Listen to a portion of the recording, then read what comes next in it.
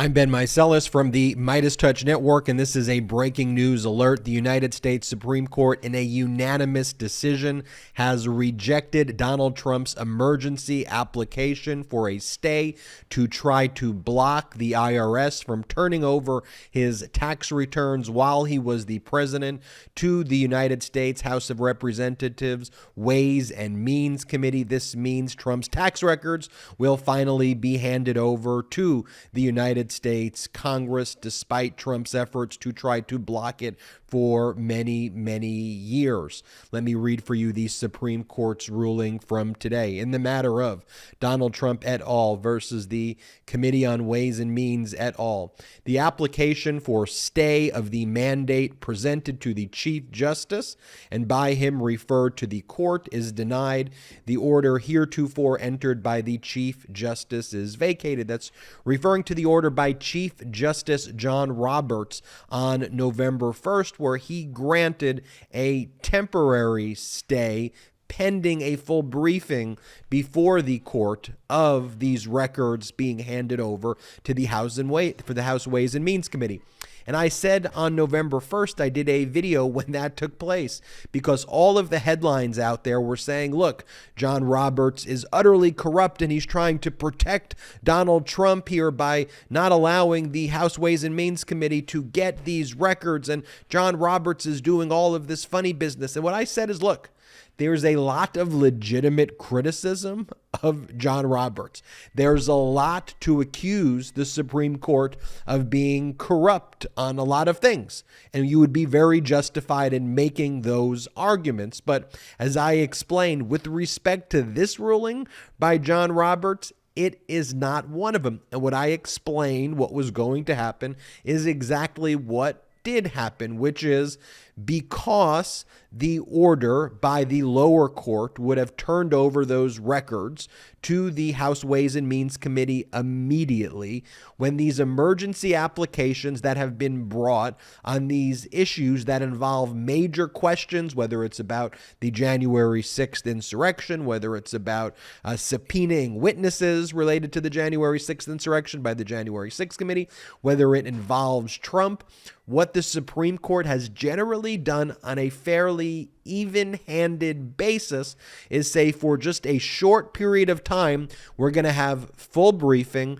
We're going to stay the enforcement of the lower court's order, but invariably the Supreme Court on these issues, the January 6th issues, the Trump tax issues, the Trump search warrant in Mar-a-Lago issues, the Lindsey Graham trying to avoid Fulton County grand jury issues, the Kelly Ward, chairman of the MAGA extremist Republican National Committee in Arizona issues. On all of those issues, the Supreme Court's done the exact same thing, where they've said temporary pause, get briefing, and then invariably the Supreme Court's ruled against Trump or Trumpists.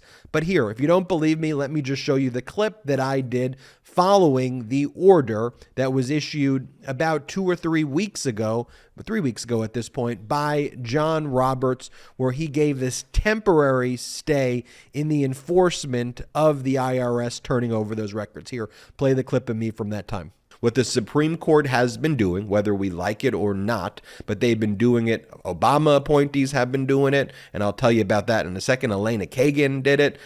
Justice Clarence Thomas is doing it. And I said, John Roberts will do it here. They will give a temporary stay to submit briefing, and then they will issue an order in due course. What is going to happen here? I think the Ways and Means Committee of the House, they're going to respond on 11/10. Maybe they respond earlier. Justice John Roberts, I think, is then going to issue an order denying the emergency application by Donald Trump, and the House Ways and Means Committee will get these tax records, I think, in the month of November. It may take Roberts a few days or a week or two to issue an order, maybe longer, but that's what ultimately will happen. So even though the headline is John Roberts blocks the tax returns, you now know the full story. It's temporary. It's pending this briefing. And look, I think that it is just very important here that I showed you that video, because the process that we go through together here as part of this community is to really analyze these facts as objectively as possible. Look, do I have opinions on things? Do I believe that Donald Trump should turn over his tax records? Do I believe the House Ways and Means Committee should get those records? Absolutely. Do I believe Donald Trump should be criminally indicted? Absolutely. But I need to give you the objective facts, though, of how I reach my conclusions. And that was an example of that right there. But let me just rewind for a moment, just if you want to remember what this House Ways and Means effort to obtain Trump's tax returns, what this is all about, just to refresh your recollection. Well, Donald Trump had been whining for years. He was the first president not to turn over his tax returns, and he's been whining that the IRS has treated him very unfairly, and he's been targeted by the IRS. I mean, a bunch of complete BS, but he's the first president who didn't show his tax returns. And so when Democrats took control of Congress in 2018, in 2019, the House Ways and Means Committee, led by Chairman Richard Neal, reached out to the IRS. At that point, it was still controlled by the Trump administration, but reached out to the IRS. The IRS is controlled by the Treasury Department. And they said, look, under our oversight duties as the House Ways and Means Committee, we have a legitimate legislative purpose to get these tax records, because the IRS is supposed to engage in a mandatory audit process of presidential records, and we want to do our oversight of that. And you have this whining, petulant individual in Trump, what I don't want to call him a president, but a petulant individual who is saying that he's being treated unfairly. Okay, so let's look at what the IRS's processes are, and let's take a look at the tax returns. So Donald Trump's Treasury Department and IRS said, no, there is no legitimate legislative purpose, so we are not turning over these records to the House Ways and Means Committee, when the House Ways and Means Committee, just by the very statute, has an absolute right to have these records. So the House Ways and Means Committee launched a lawsuit against the IRS and the Trump administration. That lasted a significant period of time. Then the Biden administration changed course and followed what the law is and said that the Treasury Department and the IRS can absolutely turn over those tax returns. Then Trump, no longer the president, intervened to try to block that.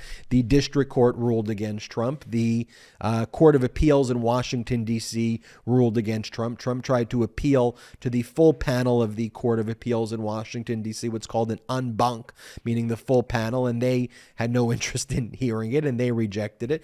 The Court of Appeals in the D.C. Circuit said, look, we're not going to slow down this process at all. I mean, we've made our ruling.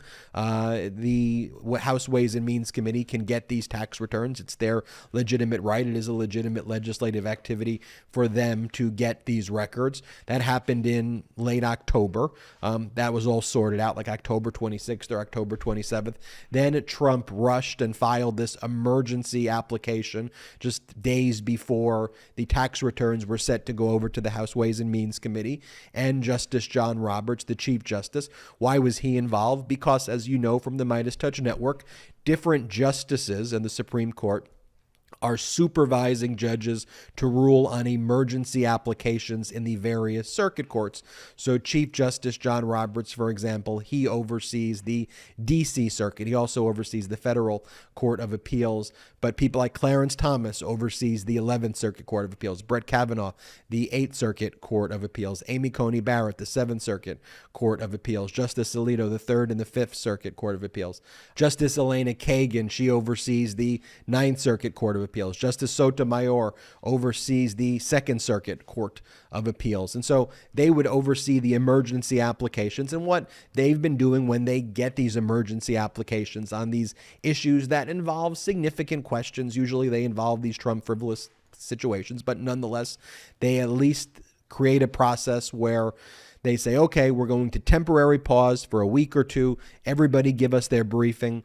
And then what has always happened in these cases is the judge who oversees that Court of Appeals then refers it to one of the other, it refers it rather to the full Supreme Court, and they've always made a ruling denying anything that Trump has asked for. So here, Trump loses. What does this mean? The records will go to the House Ways and Means Committee immediately. They will get their hands on these tax returns, and it'll really be like the first time they've got these tax returns after fighting for it for about almost 4 years. Now, this is different than what the House Oversight Committee records they were going after, because the House Oversight Committee is different than the House Ways and Means Committee.